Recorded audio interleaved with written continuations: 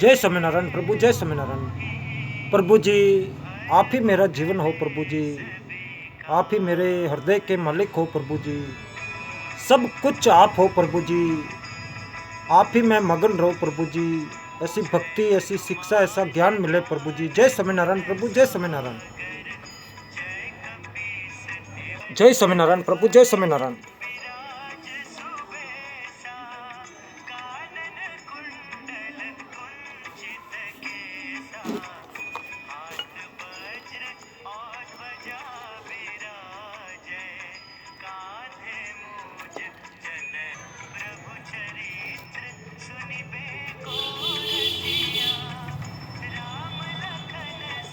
तो गोवर्धन बड़ा सुंदर गांव है। जय स्वामीनारायण प्रभु, जय स्वामीनारायण।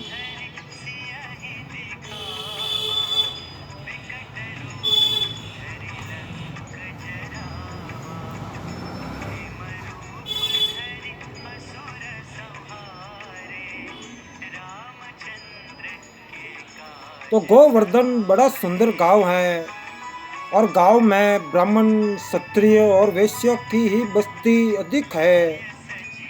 गांव के बीच में एक मंदिर है जिसमें श्रीनाथ जी महाराज की बड़ी ही सुंदर मूर्ति विराजमान है।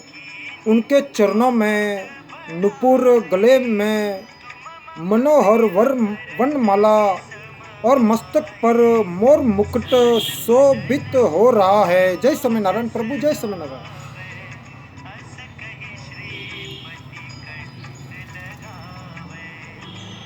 मस्तक पर मोर मुकुट शोभित हो रहा है। घुंघराले बाल है, नेत्रों की बनावट मनोहारिणी है और पीतंबर पहने हुए है। मूर्ति में इतनी सुंदरता है कि देखने वालों का मन ही नहीं भरता। तो मंदिर के पास ही एक गरीब ब्राह्मण का घर था। ब्राह्मण था गरीब, परंतु उसका हृदय भगवत गीता के रंग में रंगा हुआ था। ब्राह्मणी भी अपने पति और पति के भी परम पति परमात्मा के प्रेम में रत थी। उसका स्वभाव बड़ा ही सरल और मिलनसार था। कभी किसी ने उसके मुख से कड़ा शब्द नहीं सुना। पिता माता के अनुसार ही प्राय पुत्र का स्वभाव हुआ करता है। इसी न्याय से ब्राह्मण दंपति का पुत्र गोविंद भी बड़े सुंदर स्वभाव का बालक था। उसकी उम्र 10 वर्ष की थी और गोविंद के शरीर की बनावट इतनी सुंदर थी कि लोग उसे कामदेव का अवतार कहने में भी नहीं संकुचाते थे। और गोविंद गांव के बाहर अपने साथी सदानंद और रामदास के साथ खेला करता था। एक दिन खेलते खेलते संध्या हो गई। गोविंद घर लौट रहा था तो उसने मंदिर में आरती का शब्द सुना। शंख, घंटा, घड़ियाल और झांझ की आवाज़ सुनकर गोविंद की भी मंदिर में जाकर तमाशा देखने की इच्छा हुई। और उसी क्षण वह दौड़कर श्रीनाथ जी की आरती देखने के लिए मंदिर में चला गया। नाथ जी के दर्शन कर बालक का मन उन्हीं में रम गया और गोविंद इस बात को नहीं समझ सका कि ये कोई पाषाण की मूर्ति है। उसने प्रत्यक्ष देखा है कि एक जीता जागता मनोहर बालक खड़ा हंस रहा है और गोविंद जी नाथ जी की मधुर मुस्कान पर मोहित हो गया। उसने सोचा कि यदि ये बालक मेरा मित्र बन जाए और मेरे साथ खेले तो बड़ा आनंद हो। इतने में ही इतने में आरती समाप्त हो गई। लोग अपने अपने घर चले गए। पुजारी भी मंदिर बंद करके चले गए। एक गोविंद रह गया जो मंदिर के बाहर अंधेरे में खड़ा नाथ जी की बाट देखता था।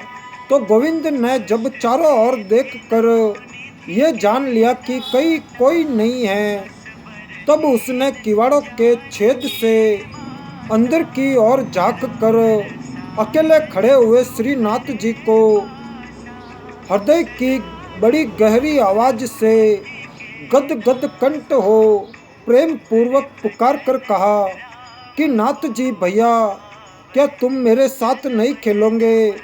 मेरा मन तुम्हारे साथ खेलने के लिए बहुत छटपटा रहा है। भाई आओ, देखो कैसी चांदनी रात है। चलो दोनों मिलकर मैदान में गुल्ली डंडा खेले। और मैं सच कहता हूँ भाई, तुमसे कभी झगड़ा या मारपीट नहीं करूँगा। सरल सरल हृदय बालक के अंतकरण पर आरती के समय जो भाव पड़ा, उससे वह उमंत हो गया और परमात्मा के मधुर और अनंत प्रेम की अमृतमयी मलयु वायु से गोविंद प्रेम मगन होकर मंदिर के अंदर खड़े हुए उस भक्त प्राण धन गोविंद को रो रो कर पुकारने लगा। बालक के अश्रुसिक्त शब्दों ने बड़ा काम किया।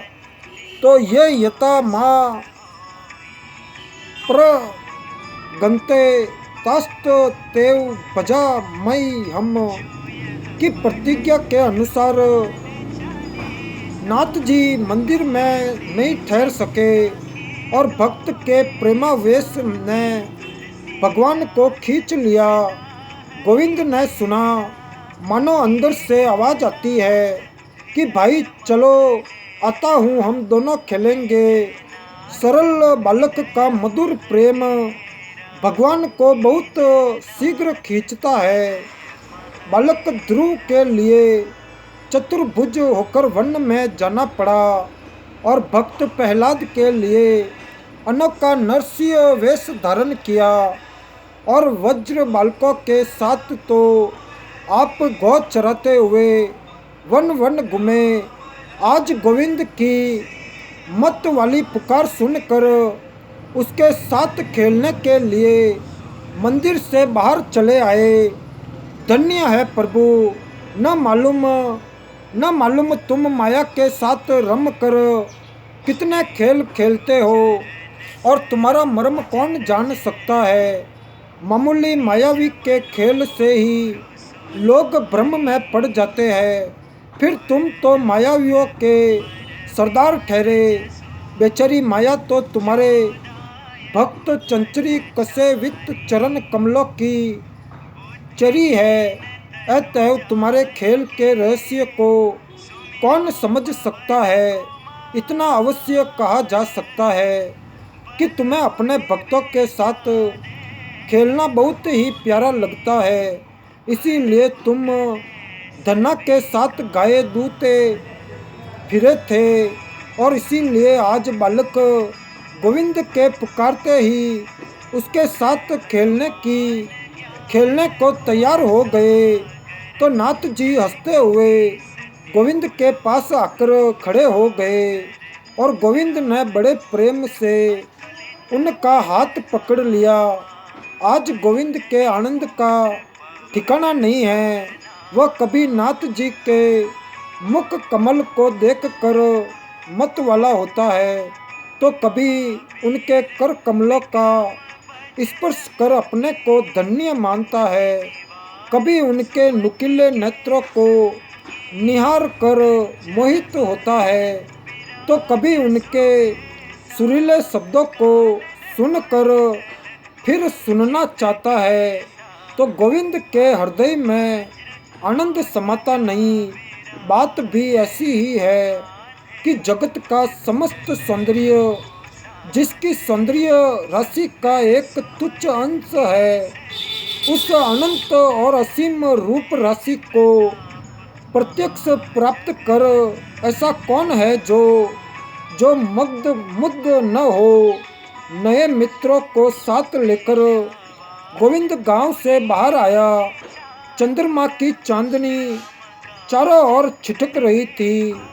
प्रियतम की प्राप्ति से सरोवरों में कुमुदिनी हंस रही थी। पुष्पों की अर्ध विकसित कलियों ने अपनी मंद मंद सुगंध से समस्त वन को मधुमय बना रखा था।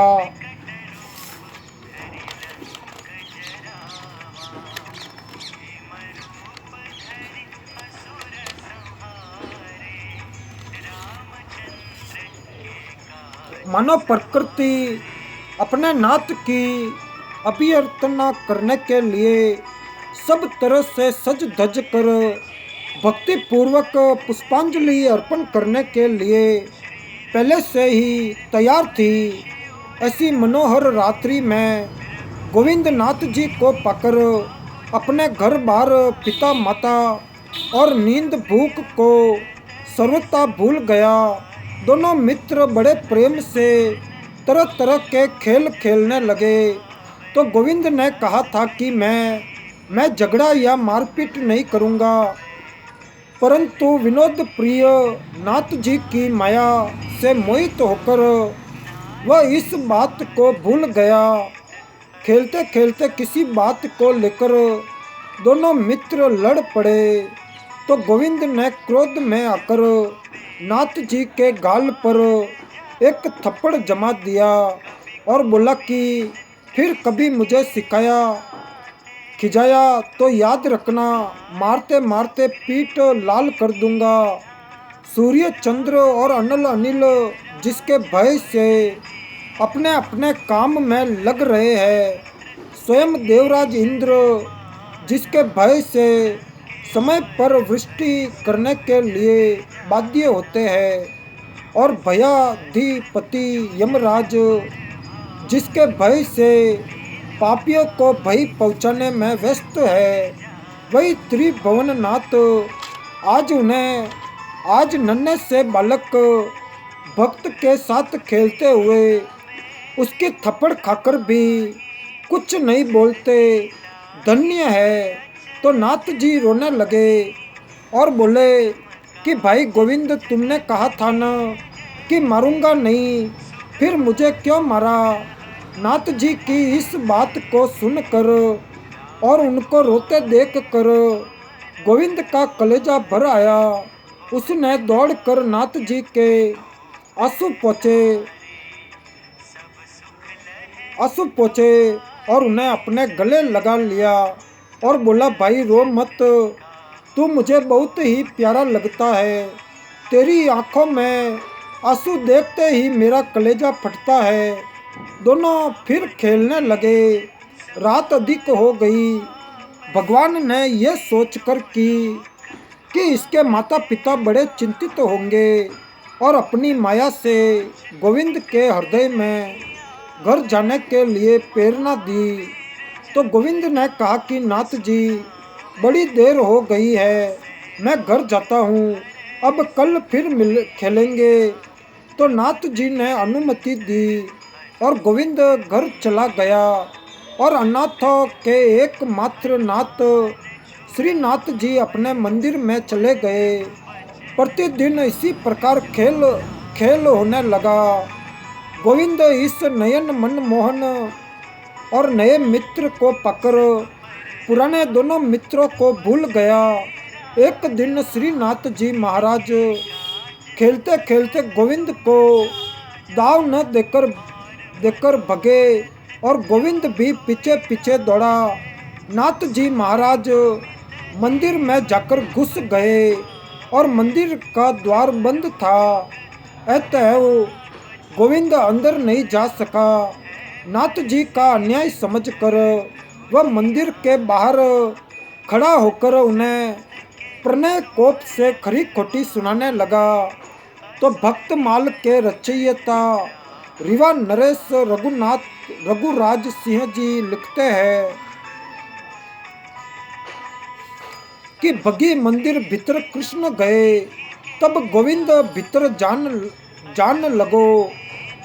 जब पंडन मारी निकासी दियो, तब बाहर की अति कोप जगो। मही टोकत दंड प्रचारत गारी दे दू, कड़ी है कबलो न भगो। इत बैठो रहोगे मैं तेरे लिए, नहीं दाव दियो ए पूरो ठगो। तो मंदिर खुलते ही, जय स्वामीनारायण प्रभु, जय स्वामीनारायण।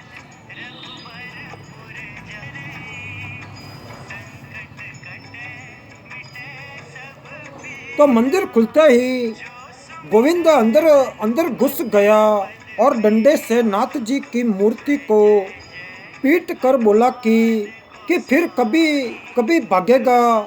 पुजारियों ने हाँ हाँ करके गोविंद को पकड़ा और मार पीट कर मंदिर से बाहर निकाल दिया। इससे उसका प्रेम प्रकोप और भी बढ़ा और वह कहने लगा कि नाथ जी, मैंने तेरे साथ बड़ा अन्याय किया है। दाव न देकर भाग आया और अब मुझे अपने आदमियों से मरवा कर बाहर निकलवा दिया। अच्छा, कल देखूंगा, जब तक तुझे इसका बदला न दूंगा तब तक पानी भी नहीं पीऊंगा। यो कहकर गोविंद रूठ कर चला गया और जाकर गोविंद कुंड पर बैठ गया।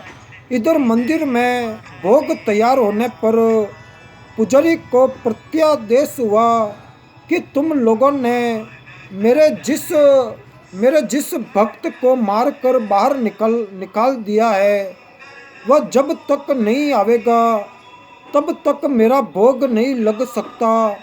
उसके अंग पर जो मार पड़ी है वह सब मेरे शरीर पर लगी है। तो पुजारी को क्या पता था कि भक्त और भक्त वत्सल अभिन्न होते हैं। खैर, पुजारी बड़े हैरान हुए, दौड़े और खोजते कुंड पर गोविंद को पाकर कहने लगे कि भाई चलो, नाथ जी ने तुम्हें बुलाया है। वे तुमसे हार मानते हैं और फिर तुम्हारे साथ खेलने का वादा करते हैं। तो ब्राह्मण के वचन सुनकर गोविंद ने कहा कि जाता तो नहीं, वही मेरे पास आता और जब मैं उसे खूब पीटता तभी वह सीधी राह पर आता। पर अब जब कि उसने हार मान ली है, तब तो चलो चलता हूँ। यह कहकर गोविंद मंदिर में गया। जय स्वामीनारायण प्रभु, जय स्वामीनारायण।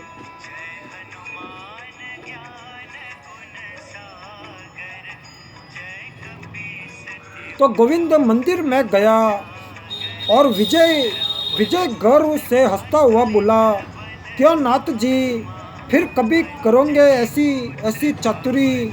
अच्छा हुआ जो तुमने हार मानकर मुझे बुला लिया, नहीं तो ऐसा करता जो जन्म भर याद रखते।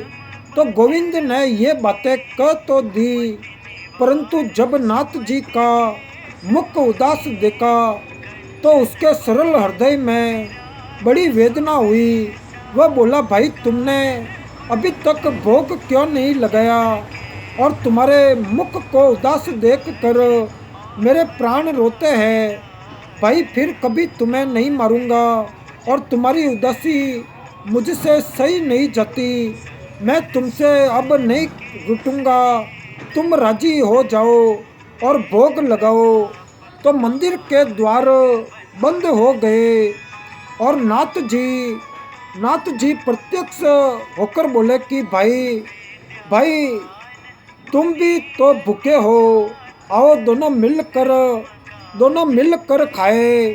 तो नाथ जी का प्रसन्न मुख देख कर गोविंद का मन सरोज भी खिला उठा। दोनों हंसने लगे।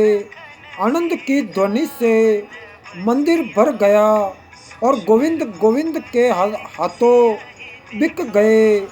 अकस्मात द्वार खुला और गोविंद ने दिव्य चक्षु प्राप्त किए और उसे सर्वत्र केवल नाथ जी ही दिखने लगे।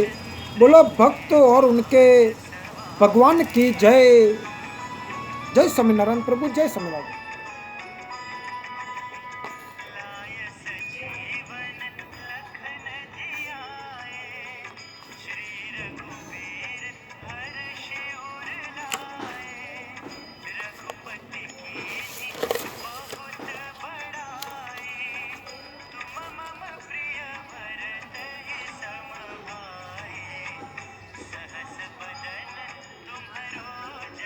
तो एक छोटे से गांव में एक विधवा ब्राह्मणी रहती थी।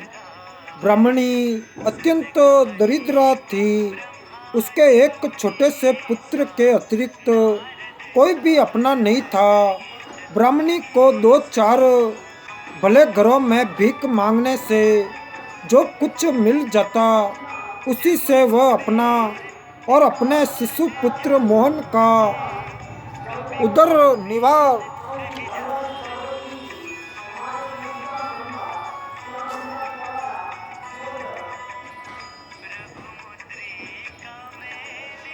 तो कुछ मिल जाता उसी से वह अपना और अपने शिशु पुत्र मोहन का उदर निर्वाह करती। किसी दिन यदि बहुत कम भीख मिलती तो ब्राह्मणी स्वयं भूखी रहकर बच्चे को ही कुछ खिला पिला कर उसे हृदय से लगा संतोष से सो जाती।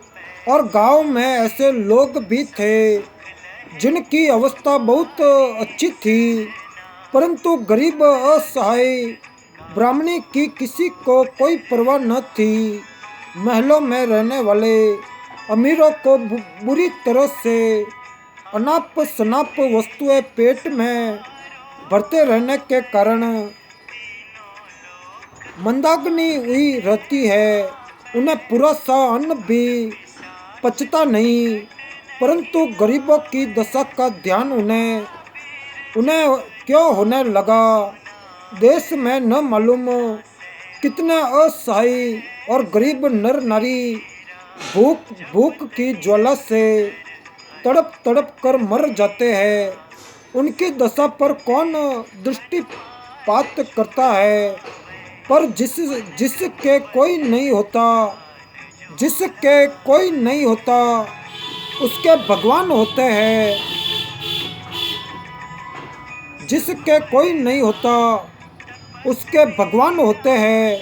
और वह विश्वम्भर किसी तरह गरीब की टूटी झोपड़ी में भी उसका पेट भरने के लिए कुछ दाने जरूर पहुंचा देते हैं। तो ब्राह्मणी के बालक मोहन की उम्र 6 वर्ष की हो गई। ब्राह्मण संतान है, कुछ पढ़ाना ही चाहिए, परंतु किस तरह पढ़ाया जाए। गांव के अधिकांश लोगों की दृष्टि में तो ब्राह्मणी गरीब होने के कारण घृणास्पद थी। और ब्राह्मणी ने एक दूसरे गांव में मोहन के पढ़ने का प्रबंध किया। एक दिन वह उसको साथ ले दूसरे गांव के गुरुजी के पास जाकर रोने लगी। गुरुजी को दया आ गई। उन्होंने बालक को पढ़ाना स्वीकार किया। मोहन पढ़ने के लिए जाने लगा। गांव 2 कोस था, परंतु दरिद्रा ब्राह्मणी के बालक के लिए सवारी कहाँ से आती। तो मोहन पैदल ही आया जाया करता। यद्यपि उस समय गुरुजी के घरों में बालकों के रहने की प्रथा थी, परंतु मोहन बहुत छोटा होने के कारण न तो वह गुरु गृह में रहना ही चाहता और न माता को ही रात के समय अपने इकलौते बच्चे को आंचल में छिपाकर सोए बिना चैन पड़ती। रास्ते में थोड़ी सी दूर सुनसान जंगल पड़ता था और मोहन को उसी में से होकर जाना पड़ता। सुबह सूर्योदय के समय ही वह जाता और संध्या को लौटते लौटते अंधेरा छा जाता। जय स्वामीनारायण प्रभु, जय स्वामीनारायण।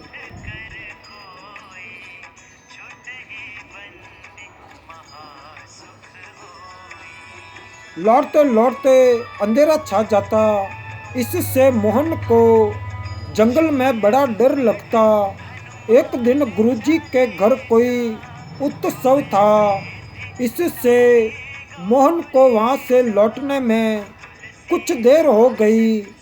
कृष्ण पक्ष के कारण जंगल में अंधकार घना हो गया था। मोहन रास्ते में बहुत डरा। जंगली पक्षियों और सियारों की आवाज़ सुनकर वह थर थर काँपने लगा।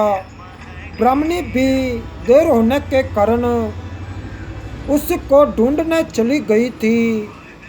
डरते काँपते हुए अपने लाल को गोदी लेकर घर ले आई और मोहन ने कुछ शांत होने पर माताजी से कहा कि माँ, मैं रोज जंगल होकर आता जाता हूँ और मुझे वहाँ बहुत डर लगता है। आज तुम नहीं पहुँचती तो न मालूम मेरी क्या दशा होती। दूसरे लड़कों के साथ तो उनके नौकर जाते हैं जो उन्हें संभालते हैं। क्या मेरे लिए एक नौकर नहीं रखोगी? तो बालक की सरल वाणी सुनकर अपनी दरिद्रता का ध्यान आते ही ब्राह्मणी की आंखें डगमगा डबडबा आई और ब्राह्मणी ने बहुत धीरज रखा, परंतु सहस तक रख नहीं सकी। वह रोकर कहने लगी कि बेटा, अपने दुख की दशा तुझको कैसे सुनाऊं? हम लोग बहुत ही गरीब हैं और तेरे लिए नौकर रखने को मेरे पास पैसा कहाँ है। और माँ की आंखों में आंसू देख कर मोहन भी रो पड़ा। उसने कहा कि माँ, तू रोती क्यों है? तुझे रोते देख कर मुझे भी रोना आता है। माँ क्या हमारे और कोई नहीं है? तो मोहन के सरल मर्म वेदी प्रश्न से ब्राह्मणी का हृदय व्यथा से भर गया। प्रति मानो पैरों के नीचे से खिसकने लगी। धीरज टूटने लगा, परंतु उसे तुरंत ये ख्याल आया कि ईश्वर तो अनाथ है। क्या वह हमारे नहीं है? ये स्मृति होते ही ब्राह्मणी के हृदय में बल आ गया। आंसू अकस्मात सूख गए। वह कहने लगी कि बेटा है क्यों नहीं? गोपाल है। और बच्चे ने पूछा, माँ, गोपाल मेरे क्या लगते हैं? तो स्नेहमयी ब्राह्मणी के मुंह से निकल गया कि बेटा, गोपाल भाई तेरा बड़ा भाई है। और बालक ने कहा, माँ, वह कहाँ रहते हैं? मैंने तो उन्हें कभी नहीं देखा। तो ब्राह्मणी का हृदय भगवत प्रेम से भर गया।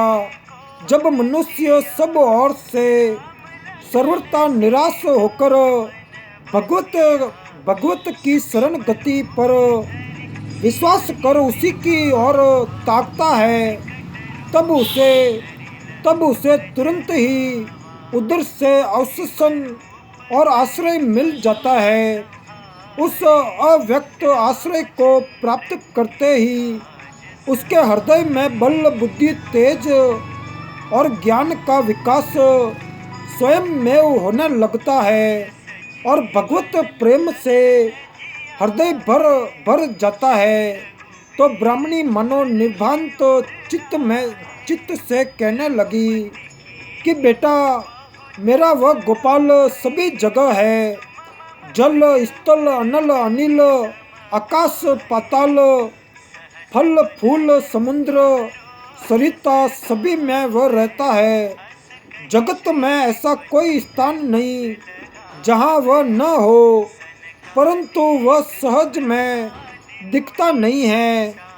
जब उसे देखने के लिए कोई बहुत ही व्याकुल होता है, तभी वह दिखता है। तो एक समय वृंदावन में गोप बालाओं के व्याकुल होने पर उन्हें ये दिख पड़ा था कि एक बार 5 वर्ष के बालक ध्रुव को दिखाई दिया था। जो एक बार उसे देख लेता है वह तो उसकी सुंदरता और स्वभाव पर सदा के लिए मोहित हो जाता है। तो मोहन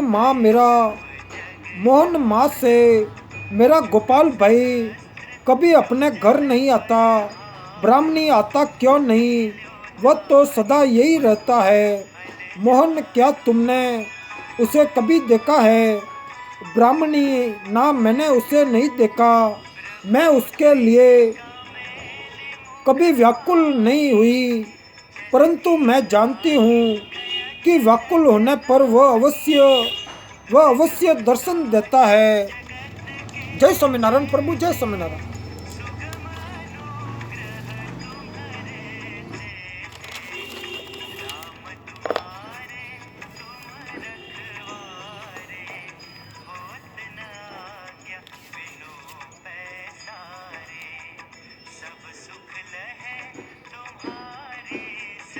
जय स्वामीनारायण प्रभु, जय स्वामीनारायण।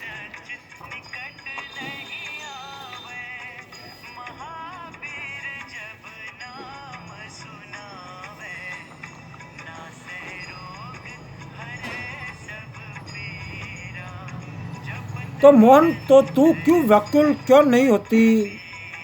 ऐसे सुंदर रूप और सुंदर स्वभाव वाले को देखे बिना तुझसे कैसे रहा जा सकता है माँ?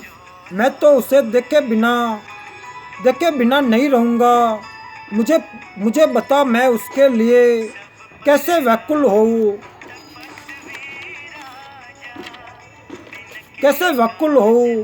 तो ब्राह्मणी बोली कि बेटा जैसे भूख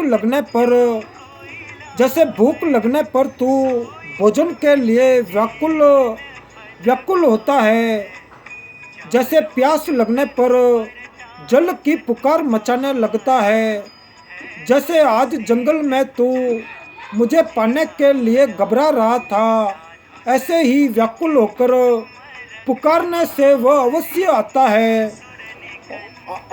आता है। और उस दिन मैंने तुझको एक कहानी सुनाई थी न? क्या तू उसे भूल गया कि पांडवों की स्त्री द्रौपदी को जब दुष्ट दुशासन सभा में नंगी करने लगा तब उसने व्याकुल होकर पुकारा था, और उसकी पुकार सुनते ही मेरा गोपाल वहां आ गया। जय स्वामीनारायण प्रभु, जय स्वामीनारायण।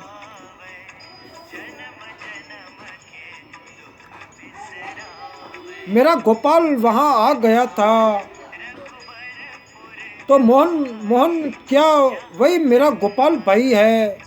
ब्राह्मणी बोली, हाँ बेटा, वही है, और पुकारते ही वह आता है और सारे संकटों को हर लेता है।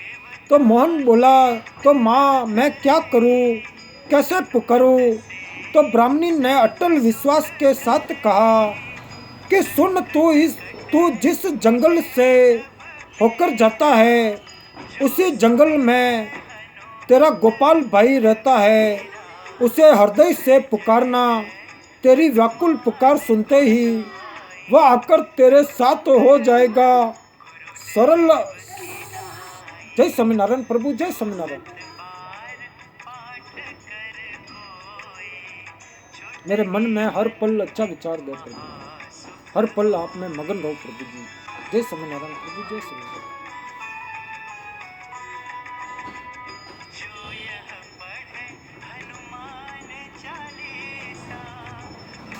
तो ब्राह्मणी ने अटल विश्वास के साथ कहा कि सुन, तू जिस जंगल से होकर जाता है उसी जंगल में तेरा गोपाल भाई रहता है।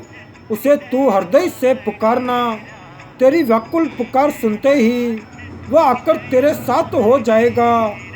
सरल विश्वासी बालक ने दूसरे दिन वन में प्रवेश करते ही इधर उधर ताक कर पुकारा कि भाई गोपाल भाई, तुम कहाँ हो? आओ, मुझे डर लगता है।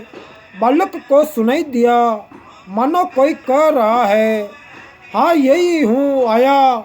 मीठी आवाज़ सुनते ही बालक को ढंढस हो गया। उसका भय भाग गया। कुछ ही दूर चलने के बाद उसने देखा कि उसी की सी उम्र का एक छोटा नयन मनहरी सुकुमार श्याम सुंदर ग्वाल बालक वन के वृक्ष समूह में से निकलकर उसके साथ खेलने लगा और प्यार से बातचीत करने लगा और हाथ पकड़कर साथ साथ चलने लगा। तो गोपाल के आते ही मोहन का सारा दुख दूर हो गया और मोहन ने घर आकर माताजी से सारा हाल सुना दिया। तो ब्राह्मणी, जय स्वामीनारायण प्रभु, जय स्वामीनारायण। ब्राह्मणी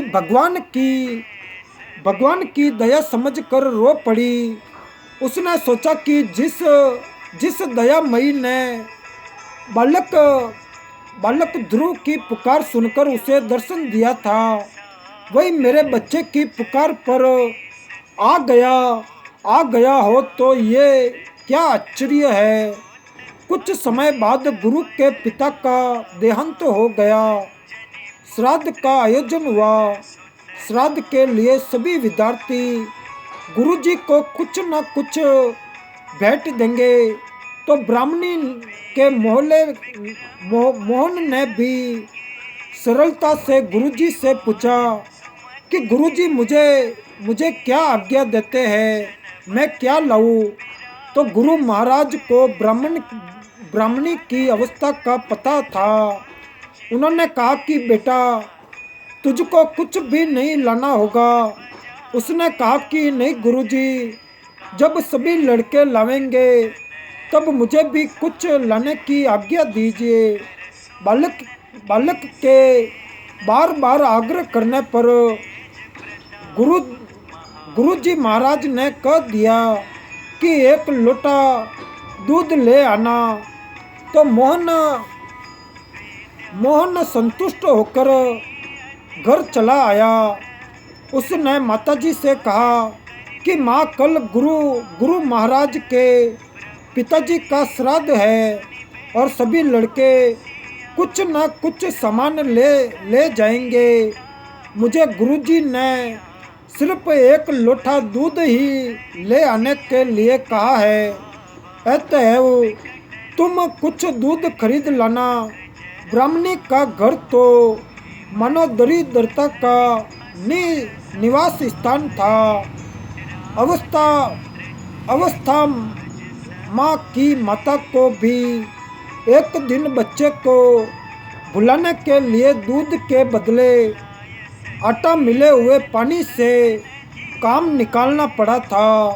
तो ब्राह्मणी बोली कि बेटा, घर में तो एक कानी कौड़ी भी नहीं है और दूध कहाँ से लाऊंगी? मांग कर लाने के लिए छोटी सी लुटिया भी तो घर में नहीं है। तो मोहन ने रोकर कहा कि माँ, तब क्या होगा? मैं गुरुजी को मुंह कैसे दिखलाऊंगा? तो माता ने दृढ़ भरोसे से कहा कि बेटा, गोपाल भाई से कहना वह चाहेगा तो दूध का प्रबंध अवश्य कर देगा। तो बालक प्रसन्न हो गया और प्राप्त काल गुरुजी के घर जाते समय जंगल में सदा की भांति ज्यों ही उसे गोपाल भाई मिले, त्यों ही मोहन ने कहा कि भाई, आज मेरे गुरुजी के पिता का श्राद्ध है। उन्होंने एक लोटा दूध मांगा है और माँ ने कहा है कि गोपाल भाई से कहना वह तुझे ला देगा। सो भाई, मुझे अभी दूध लाकर दो। गोपाल बड़े प्यार से, जय स्वामीनारायण प्रभु, जय स्वामीनारायण। गोपाल बड़े प्यार से बोले कि भाई मुझे पहले से ही इस बात का पता है। देखो मैं दूध का लोटा भर कर साथ ही लाया हूँ, तुम इसे ले जाओ।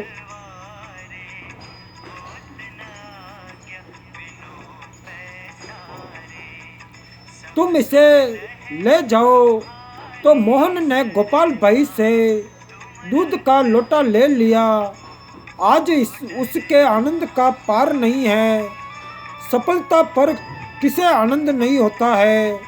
राज्य के पिपासु को जो आनंद राज्य की प्राप्ति होने पर होता है, वही आनंद एक बच्चे को मन चाहा मामूली सा खिलौना मिलने से होता है। वास्तव में खिलौने दोनों ही है। यथार्थ आनंद न राज्य में है और न मामूली खिलौने में है, वह तो अपने अंदर ही है, जो मनोरथ पूर्ण होने पर मन में एक बार बिजली की तरह चमक उठता है और दूसरा मनोरथ उत्पन्न न होने तक झलमलाता रहता है। पर यहाँ तो गोपाल के दिए हुए दूध की प्राप्ति में कुछ विलक्षण ही आनंद था और इस आनंद का स्वरूप वही भाग्यवान जानता है, जिसको भगवत कृपा से इसकी प्राप्ति होती है। और हम लोगों के लिए तो ये कल्पना से बाहर की बात है। मोहन हंसता हुआ दूध का छोटा सा लोटा लेकर गुरुजी के समीप जा पहुंचा और लड़कों की लाई हुई सामग्रियों को गुरुजी के नौकर उनके पास ले जाकर उन्हें दिखा कर अलग रख रहे थे। तो बालक ने समझा कि मेरे दूध की भी बारी आवेगी, परंतु उस जरा सी लुटिया की और किसी का ध्यान नहीं गया। बालक ने उदास होकर गुरुजी से कहा कि महाराज, मैं भी दूध लाया हूँ। तो गुरुजी बड़ी बड़ी सामग्रियों की देखभाल कर रहे थे। उन्होंने बालक की बात का कोई उत्तर नहीं दिया और गरीबों के श्रद्धा प्रेम पूरित उपकार का स्वाद तो प्रेम के भूखे भगवान ही जानते हैं। इससे वही उसका सम्मान भी करते हैं। तो सुदामा के चावलों की कनी, अछूत भिलनी के बेर और कर्मा की खिचड़ी और विदुर के साक पात के स्वाद का अनुभव भगवान को ही था। इसी से उन्होंने प्रसन्नता से इनका भोग लगाया था और इसीलिए उन्होंने घोषणा की है कि प्रेमी भक्त मुझे शुद्ध प्रेम से पत्र पुष्प फल जल आदि जो कुछ भी अर्पण करता है, मैं उसे प्रेमाप्रीत उपकार का प्रेम सहित साक्षात भोजन करता हूँ। जय स्वामीनारायण प्रभु, जय स्वामीनारायण। साक्षात भोजन करता हूँ और सामग्रियों के बाहुल्य का कोई महत्व नहीं है। महत्व है प्रेम का। और भगवान श्री कृष्ण जी के आतिथ्य के लिए कौरवों ने कम तैयारी नहीं की थी, परंतु भगवान ने कहा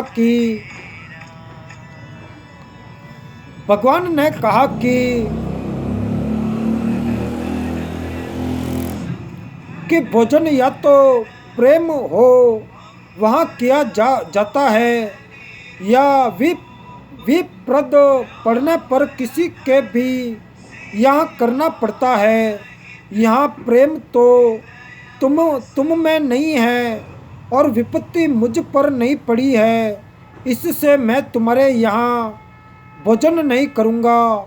अस्तु जब मोहन ने कई बार गुस्से से कहा, तब गुरुजी ने अवज्ञा के साथ झुंझला कर एक नौकर से कहा कि जरा सी चीज पर यह छोकरा कितना चिल्ला रहा है, मानो मानो इसने हमें निहाल कर दिया। दूध किसी बर्तन में लेकर हटाओ इस आफत को जल्दी यहाँ से। अपमान से बालक के मुख पर विषाद की रेखा खिंच गई। गरीब क्या करता, रोने लगा। और भगवान की लीला बड़ी विचित्र है, वह कब किस सूत्र से क्या करना चाहते हैं किसी को कुछ भी पता नहीं लगता। जय स्वामीनारायण प्रभु, जय स्वामीनारायण।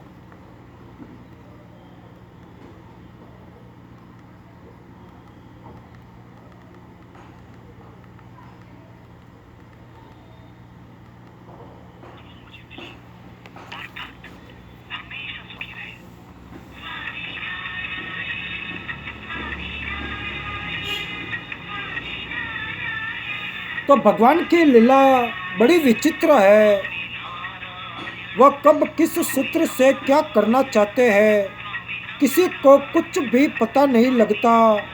नौकर ने दूध को कटोरे में उड़ेला, कटोरा भर गया पर दूध पूरा नहीं हुआ। उसने गिलास उठाया, वह भी भर गया पर दूध ज्यों का ज्यों ही रहा। आखिर एक बाल्टी में डालना आरंभ किया, वह भी भर गई। तब नौकर ने घबरा कर, जय स्वामीनारायण प्रभु, जय स्वामीनारायण।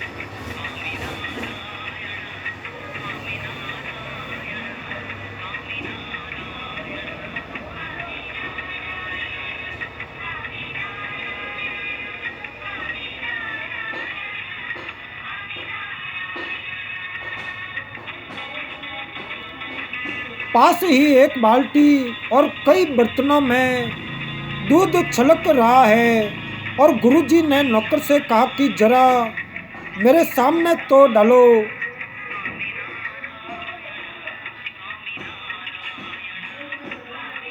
तो बाल्टी में डालना आरंभ किया, वह भी भर गई। तब नौकर ने घबरा कर गुरु महाराज के पास जाकर सारा वृत्तांत सुनाया। श्राद्ध के लिए बहुत से विद्वान ब्राह्मण एकत्र हो रहे थे। इस आश्चर्य घटना को सुनकर सभी वहां दौड़े आए।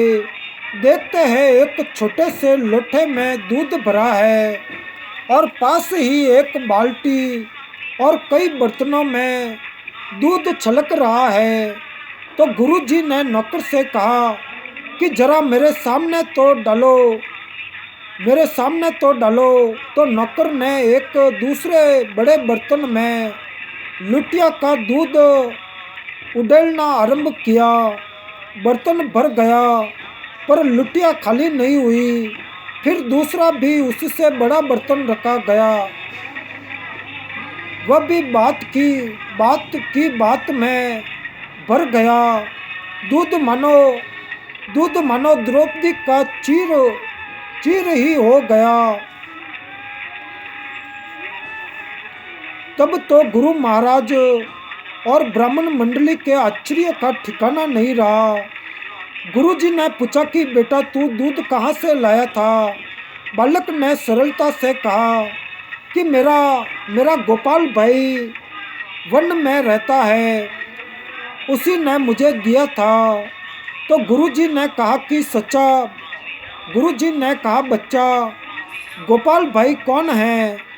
तो मोहन ने कहा कि मेरा भाई है और मेरी माँ ने कहा था कि तू उससे जो चाहे सो मांग लेना। वह दिनों का नाथ है, पतितों का पवित्र करता है, दुखियों को अपनाता है और निराधार का आधार है। व्याकुल होकर पुकारते पुकारते ही आता है और जो चाहो सो देता है। जय स्वामीनारायण प्रभु, जय स्वामीनारायण। और जो चाहो सो देता है। तो बालक की बात सुनकर गुरुजी का हृदय भर आया। गुरुजी ने उठाकर उसे छाती से लगा लिया।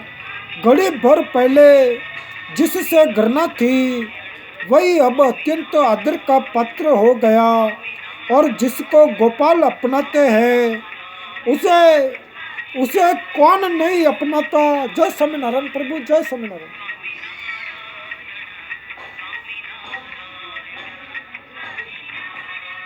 जिसको गोपाल अपनाते हैं उसे कौन नहीं अपनाता। उल्टे भी सीधे हो जाते हैं, विष भी अमृत बन जाता है।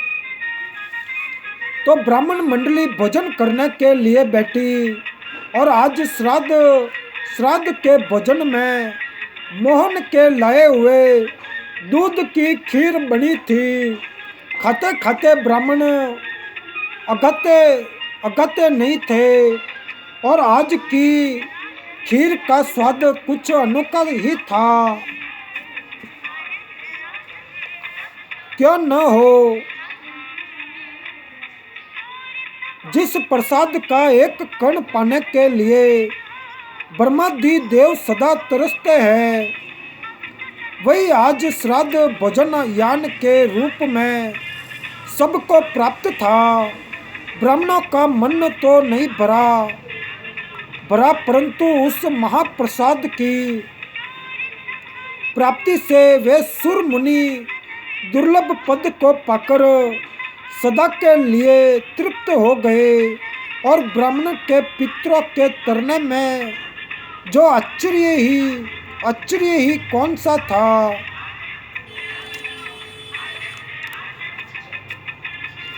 तो ब्राह्मण मंडली बालक को स्नेहार्द हृदय से आशीर्वाद देकर लौट गई। अंत में गुरुदेव जी ने अपने सब छात्रों को साथ लेकर भोजन किया, और मोहन को भी आज वही भोजन करना पड़ा।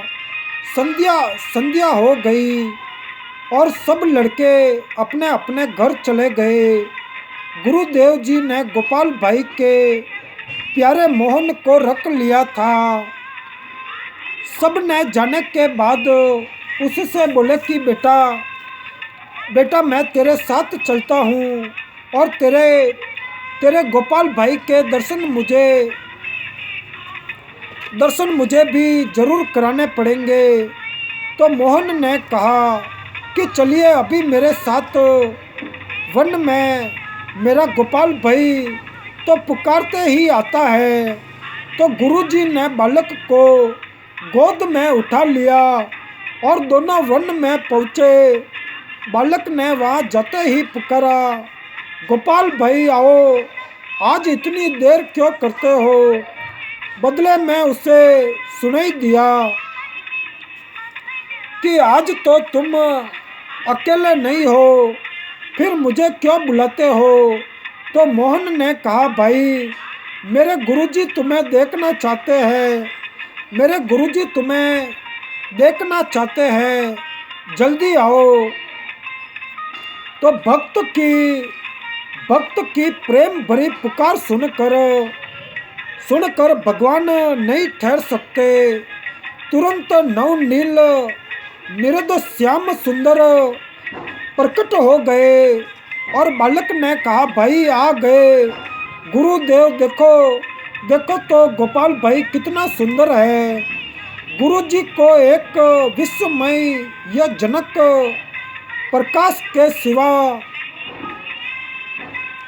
के सिवा और कुछ भी दिखाई नहीं दिया। उन्होंने कहा कि कहाँ है, मुझे तो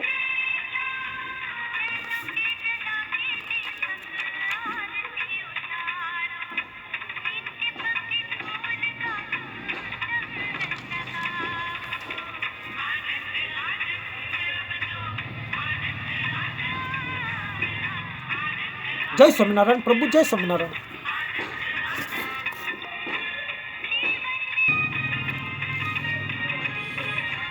तो भक्त की प्रेम भरी पुकार सुनकर भगवान नहीं ठहर सकते। तुरंत नव नील निरद श्याम सुंदर प्रकट हो गए।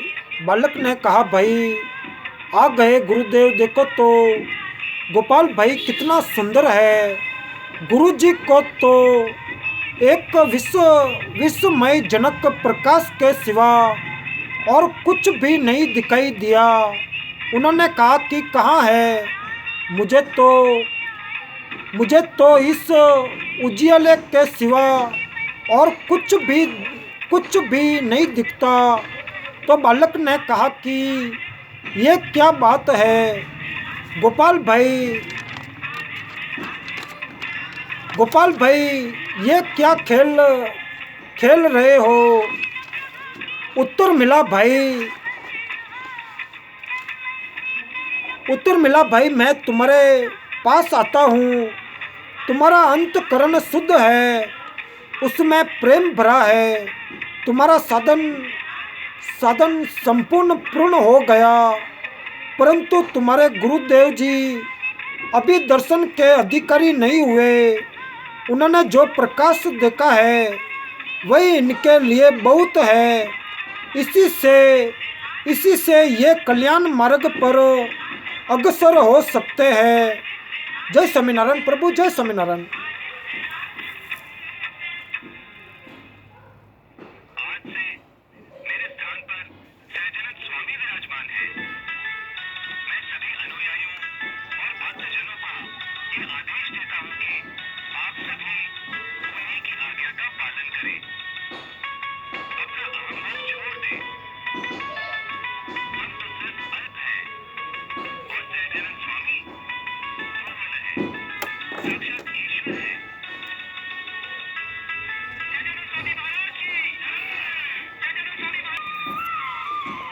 जय स्वामीनारायण प्रभु, जय स्वामीनारायण।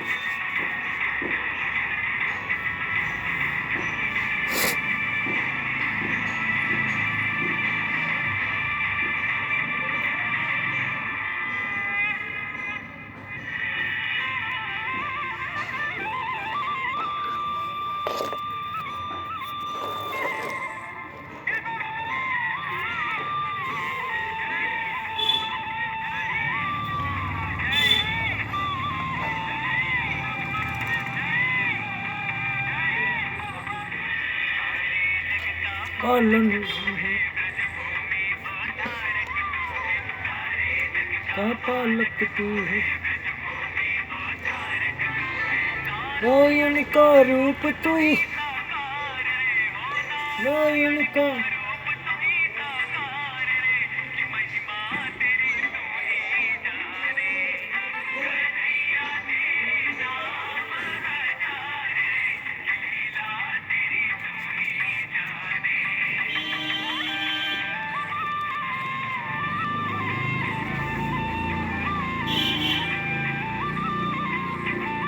और यह विनिंदित वाणी गुरुदेव जी ने भी सुनी। उनके हृदय का रुद्र द्वार खुल गया, हृदय की माया का बांध टूट गया, प्रेम का सागर उमड़ पड़ा। गुरुदेव गदगद होकर बोले, नाथ, तुम्हारे दिव्य प्रकाश ने मेरे हृदय के घोर अंधकार को हर लिया और तुम्हारी वाणी ने मुझे तुम्हारे दिव्य धाम के दर्शन करा दिए। अब मैं हृदय में तुम्हें देख रहा हूँ। प्रभु, मैं यही चाहता हूँ कि मेरी सदा यही दशा बनी रहे। और मोहन महान आनंद से छक्का मुस्कुरा रहा था।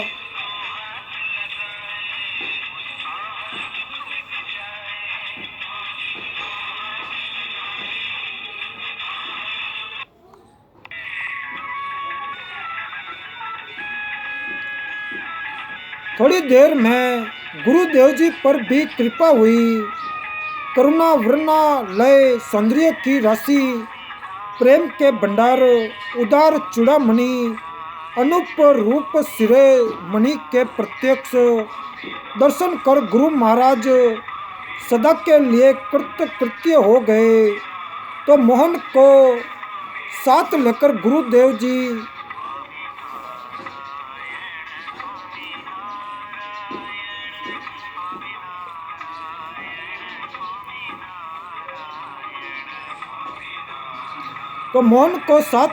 गुरुदेव ब्राह्मणी के पास आए। देखते हैं तो वहाँ गोपाल भाई माता की गोद में बैठे मानो जननी की स्नेह सुधा का पान कर रहे हैं, और माता को ब्रह्म ज्ञान नहीं है। उसके आनंदाश्रुओं की अजस्र धारा से गोपाल भाई का समस्त शरीर अभिषिक्त हो गया है। गुरु और शिष्य इस दृश्य को देखकर आनंद सागर में डूब गए। बोलो भक्त मणि ब्राह्मणी, पवित्र भक्त मोहन और उसके प्यारे गोपाल भाई की जय हो।